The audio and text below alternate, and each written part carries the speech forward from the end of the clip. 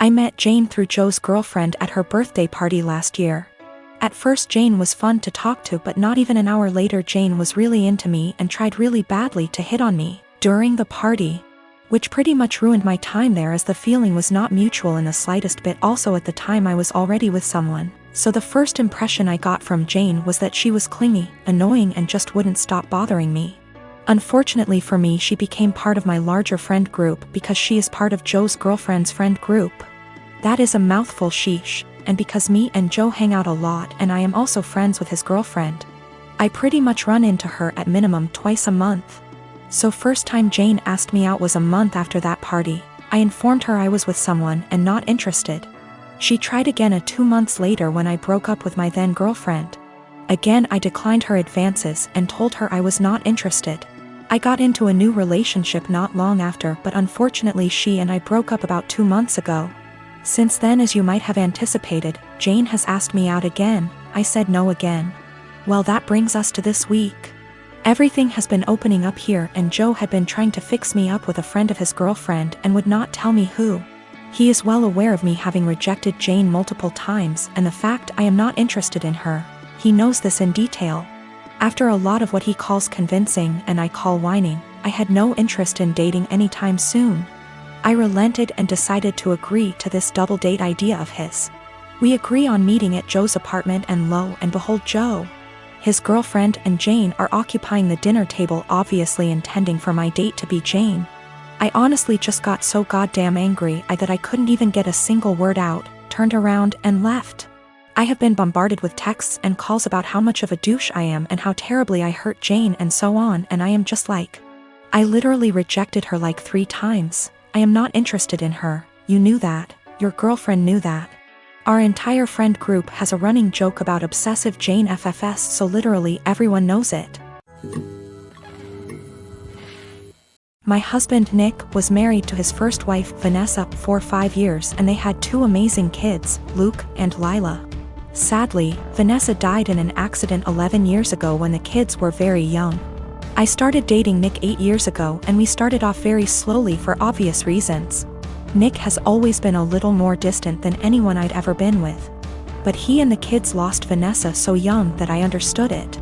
After 3 years of dating, Nick asked me to marry him and I moved in. I've always had a really great relationship with Luke and Lila and they were happy for me to marry their dad. I had wanted an actual wedding, nothing big. But Nick really didn't want one, so we got married at the courthouse with just Luke and Lila present. We had a really fast engagement, but it worked for all of us. I have loved being Luke and Lila's stepmom and officially adopted them after I found out I was pregnant with our son, Casey. The kids have been so great with Casey and help out so much. Nick was wonderful during the pregnancy and had always been a really loving dad and husband. But Nick has been pulling away a lot the last few months. He's been even more distant than usual and working late nights and going away with friends almost every weekend. I've tried talking to him, but he's been impatient with both me and the kids. I found out I was pregnant in June and am now 21 weeks pregnant with a girl. The kids are excited to have a little sister, but Nick just seems so indifferent to everything and everyone. He's been missing soccer games, Lila's birthday, doctor's appointments, etc. Casey is too young to notice, but Luke and Lila are so hurt by their dad's absence. These kids are so good and they lost their mom so young, and I'm infuriated that Nick is ignoring the kids like this. Last week, I finally sat Nick down and told him that he needs to stop disappearing and be more present in our lives. We're going to have another child soon, and before we know it Luke and Lila will be grown up and going to college. After an hour of arguing, he screamed at me that he wished Vanessa was still alive and that I had switched places with her and died instead. He also threw in some awful comments that I need to stop pretending I'm Luke and Lila's real mom and that I'm only half the mom Vanessa was. The final straw was him saying that he never even wanted any kids with me, but did it so I'd keep busy and leave him alone. I'm so beyond hurt right now. I know I'm just his second choice. But I've always tried to honor Vanessa and tell Luke and Lila how lucky they were to have her as their mom. I love all of our kids more than anything, and I'm just so heartbroken. Nick barely pays attention to Casey now and doesn't even acknowledge the pregnancy. He somewhat apologized this weekend and took all 3 kids to lunch, but he won't even look me in the eye. He seems like he wants to talk, but he doesn't say anything and I'm too upset to even be near him. I'm not sure where to go from here. Honestly, I can't even be around Nick right now, and if there weren't any kids involved, I'd leave and never look back. I'm not sure if he's cheating or the thought of a fourth child is stressing him out. But I'm devastated and not sure how or why I should save this marriage, besides doing it for the kids. So recently I found out my 15-year-old son, Jacob, pulled an incredibly cruel prank on one of the girls I'll call Ashley, that's in his friend group. I know this girl, she's been to our house and even attended Jacob's birthday party a month ago. She seemed incredibly sweet if not a bit shy. So when my oldest son, Mark, he's 17, came to me and told me Jacob had asked Ashley out on a date as a prank, I was stunned. I of course asked how he could know this, hoping as any mother would that it wasn't true. But Mark showed me the family tablet we all use, but mostly my sons do, and it seems Jacob forgot to log out of his chatting app, Discord. I read the long series of messages between Jacob and his friends as they mocked Ashley all through this heartless prank. I was speechless. And that's not even getting into how he was talking, like he was some thug and not a 15-year-old living in a gated community. At first I couldn't figure out what to do or how to proceed. I'll admit that I never once imagined either of my boys would be the type of person to do something like that. But there was no way in hell I was letting this go. So after a day of thought, I decided what was going to happen. First things first, he was grounded, for how long I'm not sure. Secondly, I'd gotten Jacob a bike for his birthday, but it hadn't arrived until the day previous and I'd planned to give it to him when my parents came to visit since they'd been unable to make his party. But instead of that I showed him I knew about the prank and told him he was grounded. Then I made him carry the new bike out of my bedroom closet and to the car before driving to Ashley's house, him crying the whole way. I'd called her parents earlier and explained everything, and so once we got there I had him cart it to their front porch and ring the bell. Then in front of me, Ashley, her parents, and God, I had him give a sincere apology and gift her the bike. Even I apologized to her, saying I didn't raise my boy this way and what he did was unforgivable.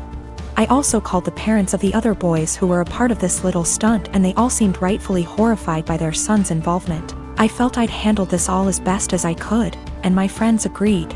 Though once my parents found out that I'd made Jacob give his birthday gift away, they said what I did went too far. I still feel like what I did was right, but having my parents more or less dogpile on me like this actually made me wonder if how I handled it was too extreme.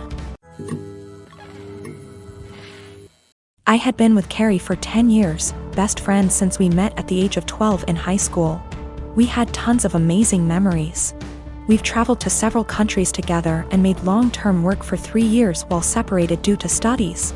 Last Thursday I proposed to her in St. Lucia, not in front of anyone mind you, I wanted it to just be private. She didn't say anything and I was thinking, oh shit, did I say or do something wrong? She started crying and said she had something to explain to me. She didn't want to marry me because she'd been sleeping with the coworker she said was just a friend for around 3 months. She said she rationalized it was just a thing that would pass, but it's continued, and she said she loves me so much. More than I'll ever understand, that I've helped her so much and she doesn't even know why she has done this. She said she loved me too much to marry me knowing she'd done what she did. She doesn't love the guy. It was just sex and she had been trying to stop the affair, but I proposed before that happened and she said she knew when I was kneeling that she couldn't marry me, not after everything I'd done for her, so she told me. I feel like my whole world has shattered. We had an awkward flight home on Friday evening and haven't spoken since. She has tried calling me but I haven't answered and I have until Monday off, so I'm just here. I've barely eaten. I feel like there's a black hole in my stomach draining everything I have mentally. I can't wrap my head around the fact that she was cheating, that she lied, that she hid it from me. My sister apparently had some words for her. I'm trying to pretend I'm okay, but I'm not. Every morning that I've woken up since last week Friday morning has just been bleak. I love her so much, but I've no intentions of getting back together.